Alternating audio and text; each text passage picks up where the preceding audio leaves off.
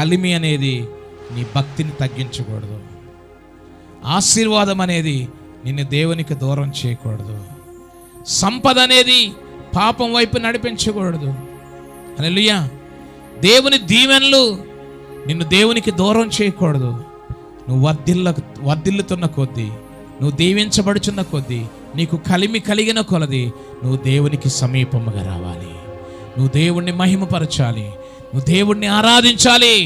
కావలివాడు ఉదయము కొరకు కనిపెట్టినట్లు జీవము గల దేవుని సన్నిధి కోసము వేగిరపడేవారిగా ఉండాలి.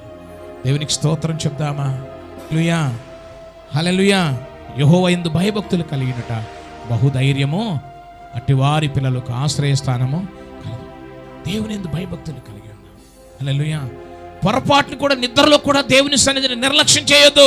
కలిమి కలిగిన కొలది వారు దేవునికి దూరమైపోయారంట. భక్తి తగ్గింది, ప్రార్థన జీవితం తగ్గింది, ఆత్మీయత తగ్గింది. నా సంగమా, మనం అలా ఉండకూడదు.